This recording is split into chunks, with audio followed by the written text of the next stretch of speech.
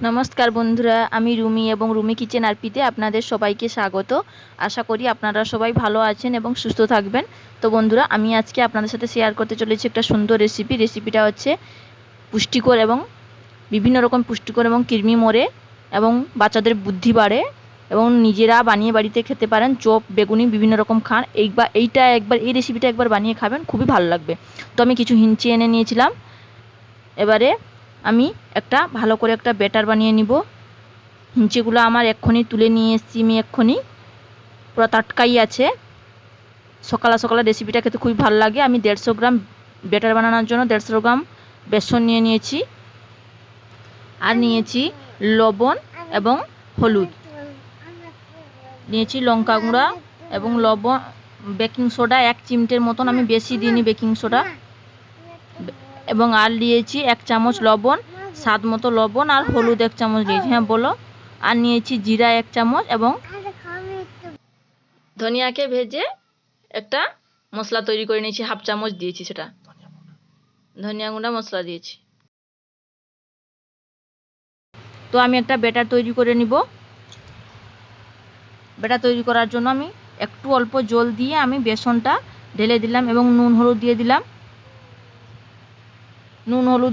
এরপরে জিরা গুঁড়া এবং ধনেকে ভেজে মশলা বানিয়েছিলাম সেটাকে দিয়ে দিলাম, এবং লঙ্কা গুঁড়া আর একটু বেকিং সোডা দিয়েছি, বেশি বেকিং সোডা দিইনি। আর যত এই ব্যাটাটাকে ফেটবেন ততই রেসিপিটা ভালো হবে, ততই মুচমুচে এবং খাস্তা হবে, দোকানের মতনই হবে। বন্ধুরা এইভাবে আপনারা একটা চামচের সাহায্যে ভালো করে ফেটবেন এবং একটা মোটা ব্যাটার তৈরি করে নেবে। বেশি মোটা না, বেশি ঘনও না, বেশি পাতলাও না, মোটামুটি মোটার মতন একটু করবেন যাতে হাতে লেগে থাকার মতন। তো বন্ধুরা আমি মোটামুটি ব্যাটারটা তৈরি করে নিয়েছি। বন্ধুরা ভিডিও দেখছেন কিন্তু কেউ সাবস্ক্রাইব করছেন না, ভিডিও দেখছেন সবাই কিন্তু সাবস্ক্রাইব কেউই করছেন না। তো প্লিজ রিকোয়েস্ট থাকছে একবার ভিডিওটাকে সাবস্ক্রাইব করবেন, এবং যদি চ্যানেলটাকে ভালো লাগে থাকে তাহলে লাইক করবেন এবং পাশে থাকা বেল নোটিফিকেশানটিকে ক্লিক করবেন। আমি ঢাকা মেরে 5 মিনিটের মতন ব্যাটারটিকে রেখে দিব, এবং এপাশে আমি কড়াই গরম করার জন্য, তেল গরম করার জন্য আমি গ্যাসটাকে জ্বালিয়ে দিয়ে তেল দিয়ে দিয়েছি। এর ভিতরে আমি ব্যাটারটাকে 5 মিনিট হয়ে গেছে, আমি খুলে দেখলাম খুব সুন্দর ব্যাটারটা হয়েছে। আমি হিঞ্চেটাকে ভালো করে ধুয়ে পরিষ্কার করে আমি ব্যাটারের মধ্যে দিয়ে আমি তেলে দিয়ে দিব। ব্যাটারটা দেখুন কত সুন্দর মোটা হয়েছে। এরপর আমি তেলে কড়াইতে দিয়ে দিলাম, এক একটা করে ভাজবো। কত সুন্দর হয়েছে। আমি বেকিং সোডার হাফ দিয়েছিলাম, একটু দিয়েছিলাম 1 চিমটের মতন। তো আমি বেশি ফেটেছি, তাই জন্য আমার মুচমুচে এবং ক্রিস্পি হবে। তো বন্ধুরা ভিডিওটা পুরোপুরি দেখবেন এবং স্কিপ করবেন না। আপনারা বিভিন্ন রকমের বেগুনি খান এবং পেঁয়াজের পকোড়ি করে খান, তো এবং চপ খান, এইটা একবার বানিয়ে খাবেন, খুবই পুষ্টিকর। আমি মোটামুটি ভেজে নিয়েছি, একটা তুলে নিলাম। তো আর একটা ছেড়ে দিয়েছি, আর একটা এইভাবে ছেড়ে দিব, 2 থেকে 3টার মতন আমি ছেড়ে দিব তেলে দিয়ে, হালকা একটু নেড়ে আমি তুলে আনবো। মোটামুটি রান্না শেষের দিকে। তো আমি হিঞ্চেটা আর একবার আমি ভেজে নিয়েছি, দেখে নিন কত সুন্দর মুচমুচে, দেখতে কত সুন্দর লাগছে, এবং কালারটা খুব দারুণ এসছে।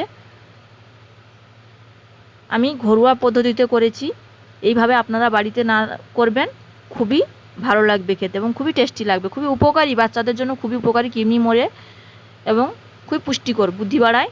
তো আমি আরও একবার ভেজে নিয়েছিলাম, যে এটা তুলে নিচ্ছি। মোটামুটি ভাজা হয়ে গেছে, কত সুন্দর। আমার নরম হয়নি, কিন্তু আমি হিঞ্চেটাকে নরম করে গলে যায়নি, কত সুন্দর খিস্তি হয়েছে এবং মচমচে হয়েছে। এই হিঞ্চেটা খেতে খুবই ভালো লাগবে, আপনারা এইভাবে বাড়িতে বানাবেন। তো আরও একটা ছেড়ে দিয়ে আমি ভেজে নিচ্ছি, আরও একবার দিয়ে দিব, আরও একটা দিয়ে দিব, যে 3টা মতন দিয়ে আমি কড়াইতে নেড়ে চেড়ে মোটামুটি ভেজে নিব। তো বন্ধুরা দেখুন ভেজে নিয়েছি এটাও। এই রেসিপিটা খুবই ভালো লাগে, খুবই খেতে সুন্দর লাগে, টেস্টি লাগে। আপনারা এই হিঞ্চে পকোড়া একবার রান্না করবেন, বাড়িতে খাবেন।